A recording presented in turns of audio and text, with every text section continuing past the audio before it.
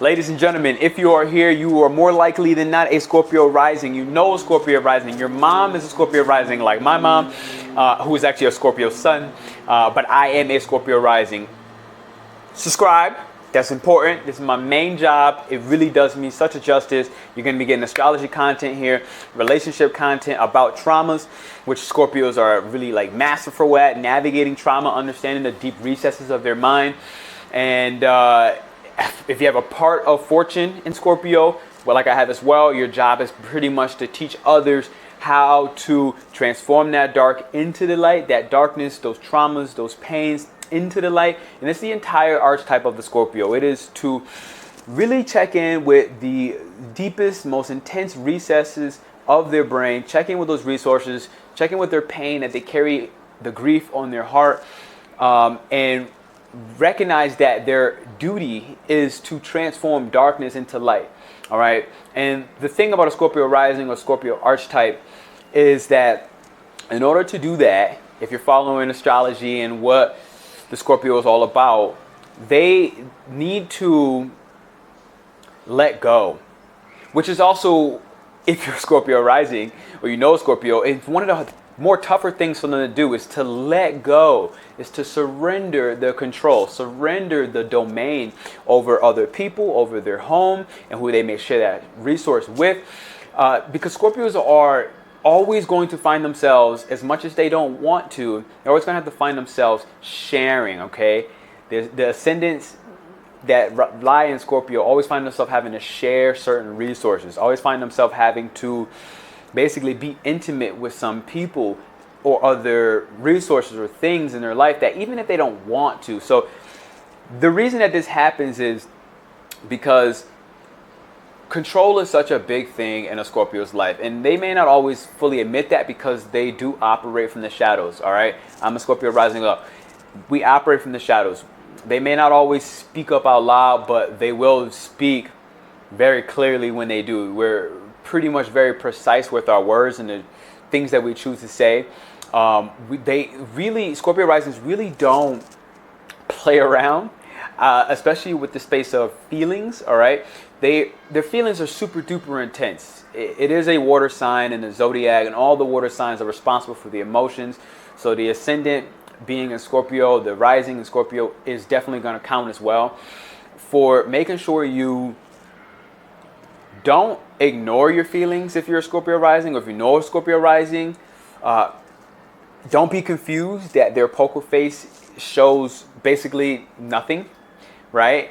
Don't try to read into their face. If you find yourself being in the space, the vicinity, or even in a relationship with a Scorpio rising, don't depend your response and how you respond to them based off their facial expression. The thing about a Scorpio rising, if you're around them, or if you are one, truth is of utmost importance, right? Being trustworthy. These are the type of people that, especially if you ever earn the attention of a Scorpio rising, never, ever, ever, ever, ever break the trust. All right. And so I think it's important with these Scorpio risings to understand what do they value, right? What is the values of that Scorpio rising or that Scorpio ascendant, so that you can understand what breaking their trust might be, so you can understand the measure of their emotions that they have for you. And so if you're in love, let's say right now with a Scorpio rising, or if you're a Scorpio rising in love with somebody else, for the Scorpio rising in love with somebody else, what I would say is you definitely want to allow yourself to be more vulnerable. And I know how easy that is not. Being vulnerable is not that easy until it is. All right. And that's the key word, until it is, because ultimately, this is where I think people often overlook, and I myself as Scorpio rising for a very long time, we want to be intimate with another person. In fact, having a monogamous relationship for many Scorpios will bring them the most freaking joy, because their feelings are so intense that they don't even want to share with a lot of people, or basically anybody except for that somebody. All right. And so they really crave that. They crave that connection. On the opposite of the Scorpio is a Taurus, and it's all about sensuality. We really want that sensuality. We really want that stability. And this is what's interesting about a Scorpio rising. You got to recognize that You don't have to always live in emotional turbulence. All right. You don't always need to live what is going on. You don't always need to live in the chaos. You don't always need to live in the turmoil. You do deserve a life that can be and should be stable. All right. So if you're a Scorpio rising, you're a Scorpio sun, make sure you don't really get addicted to that narrative that this is your life. And this is actually why I got on here, because I more recently came out of my own dark space. And if you're a Scorpio, you know very classically that you're always at some point going to be back in that dark space, live in that dark space. And it's not always just dark, it's depth. All right. Sometimes I learned that sometimes we just go so deep and we want to go deeper and we're going deeper. I had to learn that not everybody wants to go that deep with you. So if you're looking to relate with a Scorpio rising, or you seem like you have trouble in your relationships, you're not able to get intimate with them, check and see, like, do you have a partner who is stable enough within themselves to handle the amount of intensity that your emotions are going to consistently experience. Okay, so this is me saying and recommending earth signs that really can keep you grounded, or even other water signs who have the emotional capacity and honesty to, I think earth signs more the emotional honesty, but the water has the emotional capacity to express and feel those emotions with you. But really, you got to look at your entire natal chart. I would say don't ever really get stuck on any one thing. But I do know you're here right now for the rising aspect. So let's get back into that. The entire thing behind a Scorpio is to take what you considered a trauma, to take what you consider the most painful experiences, which you're going to consistently have in your life, which is really not a bad thing. If you look into tarot, it's again the tower moments. These aren't bad things. These are transformation moments. All right. These, take your pain, take your trauma, take the emotional abuse, take the sexual abuse, take any form of abuse, psychological abuse, and transmute that back into light. That is your gift. That is your power. So ebbs and flow, right? As above, so below. The darker your experience, the brighter your light. The darker the experience that you had that's probably debilitating you, on the opposite side, when you transmute and transform that by letting go, which is the number one method, I believe, for a Scorpio rising or Scorpio sun, to transform that darkest night into the brightest day. That is your gift. The darker that experience, the brighter that light.